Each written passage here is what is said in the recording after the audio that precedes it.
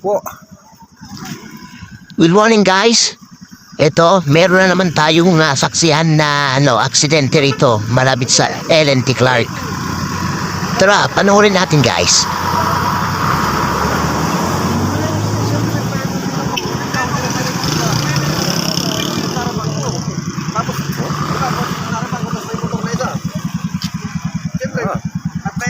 Dito guys, kinukomplain na nakakotse na hindi naman daw pala niya na amaan yung dalawang motor sa likod niya.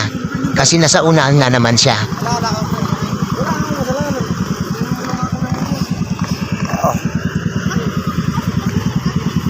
Huwag kang gagalaw boss, baka meron kang fracture sa ano.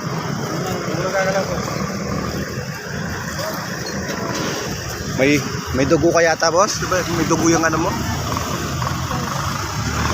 Ito yung banda na tinatanong ko siya kung bakit meron siyang dugo. At sabi ko sa kanya wag siyang tatayo. Pero tumayo pa rin siya.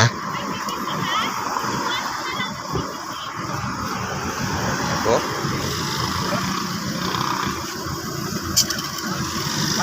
Ngayon guys, kaya itong nangyari dito. Tatlo magkakasunod yan, isang kotse, saka dalawang motor ito magkasunod na sa likod. Ngayon ang nangyari, itong abansa, huminto. So itong dalawa, tendency nito dapat ihinto rin sila. Ang nangyari, itong nauunang motor, which is itong kulay blue, huminto siya, nagdahan-dahan. Pero itong kulay puti na Mio, sa likod, minangga niya ngayon itong dalawa. Itong kulay blue, so yan ang nangyari ngayon guys. Walang distansya na, walang distansya yung ano ninyo. Nakasunod ka na boss. Tumama